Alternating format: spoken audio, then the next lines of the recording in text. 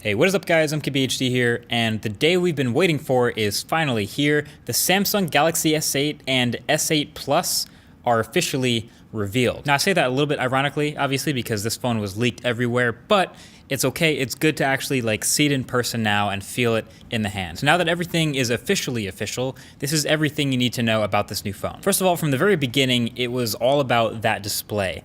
The design, the lack of bezels, just the jaw-dropping edge-to-edge nature of that front panel, that's where Samsung went all in with this phone. So the Galaxy S8 is rocking a 5.8-inch 2960 by 1440 OLED display, and the S8 Plus is rocking a 6.2-inch OLED with the same resolution. So that's extremely sharp, and that's an 18.5 by 9 aspect ratio for those counting, so it's a little bit taller even than the 2:1 aspect ratio from the LG G6. So these are huge displays and very tall resolutions, but of course the footprint of these phones, when you compare them to something with a more traditional larger bezel, it's awesome. It fits in the footprint of a phone with a way smaller screen. They're calling it the Infinity display. I'm calling it like the almost bezel-less look. You can call it whatever you want, I really like it. Now, it's not a completely new concept. The Galaxy S7 Edge had the display glass melting over the edges already last year, but for some reason, that phone's edges always felt kind of sharp to me, never really got quite comfortable with it, but the S8's edges here feel much softer. They're much more seamless feeling than before, which no doubt took a lot of careful engineering. And then of course they pushed the display further up to the top and further towards the bottom of the phone by getting rid of the physical buttons and replacing them with software buttons. So okay, finally, Samsung is actually now switching from hardware buttons on the bottoms and the chins of all their phones to the software on-screen buttons. That's great, I love them, but what does that mean we lose by switching? Well, first of all, Samsung's software buttons are not pretty. I mean, maybe it's just me, but I think they're pretty ugly. And they're also out of order. Like the back button should still be on the left, but luckily we can reorder these buttons in the software to switch the order if we want. We can't change the way they look, but there's that. And then you also lose a physical home button, which had the fingerprint reader on it on the last phone.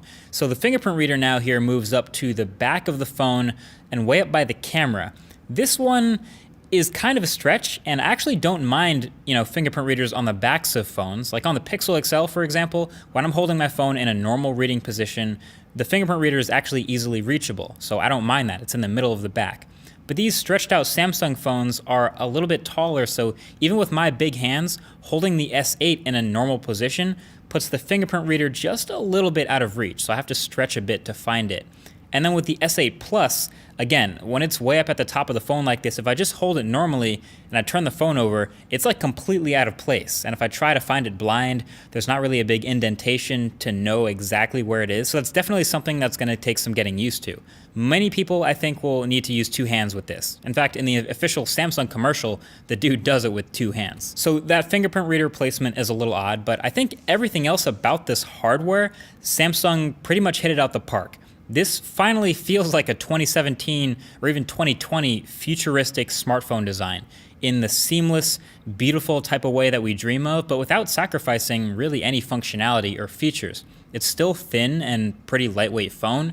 It still has USB Type-C at the bottom with fast charging. It still has a headphone jack. It's still fully IP68 water resistant, still has wireless charging, still has a micro SD card slot for expandable storage. And with all that sandwiched between the sheets of metal and glass, the Galaxy S8 will also have pretty much some of the best specs you can find in any Android phone. So Snapdragon 835, 4 gigs of RAM, first phone in the world with Bluetooth 5.0, and it brings the iris scanner also back from the dead from that Galaxy Note 7. My only question mark here is the battery. The only difference between the S8 and the S8 Plus is not any features, it's just the physical size. So the displays are different and the battery sizes are different. It's 3,000 milliamp hours on the Galaxy S8, and 3,500 milliamp hours on the S8 Plus. And a 3,000 milliamp hour battery can seem decent, maybe a little bit small, but the number one draw of battery on a phone is the display. And it's so easy to forget while holding that this is a 5.8-inch display. It's huge. So a 3,000 milliamp hour battery on a 5.8-inch display not really too sure if that's gonna hold up. And then same thing with the bigger one. The S8 Plus is a 3,500 milliamp hour battery, which seems pretty decent sized, but it's a 6.2 inch display. Not a lot of 6.2 inch display phones out there, and it's also a super high res, super bright display. I mean, that's gonna be a big draw. That's definitely something we're gonna be testing for the full review. Now, the cameras on the back of this phone, as far as I can tell, are the same as the Galaxy S7 from last year. So 12 megapixel camera, f1.7 aperture, optical image stabilization, the whole deal. It's high end, and that's not a bad thing at all. That was a really good camera, but obviously that's not exactly pushing the limits here. It's just a pretty safe bet that will do you just fine. And then of course, there's the software. A lot of people have mixed feelings about this stuff, including me. Obviously, I like stock Android, and this is not that. This is Samsung's UX on top of Android 7.0 with all their slightly redesigned, colorful icons and launcher and everything here.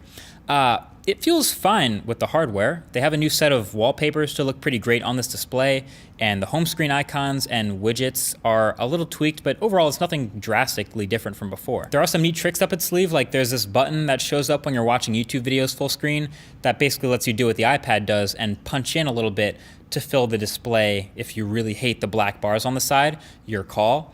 Obviously, you can still rearrange the software buttons at the bottom, like I said. I'm sure we'll find even more stuff when we get to playing with this phone even more. But the biggest new software feature of the Galaxy S8 is actually its personal assistant called Bixby.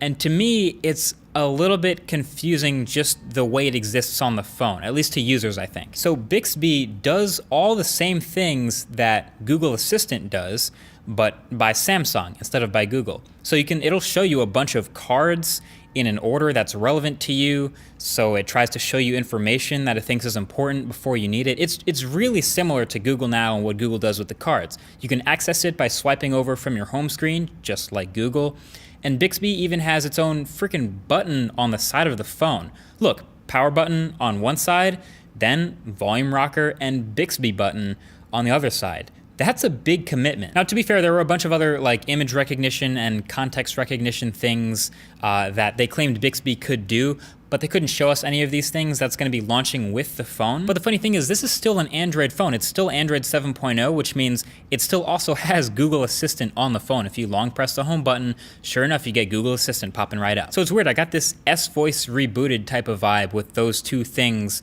doing the same thing existing next to each other on the phone. It's kind of a weird thing. Obviously, we all know how S-Voice went down, and I really hope that this isn't as bad as S-Voice.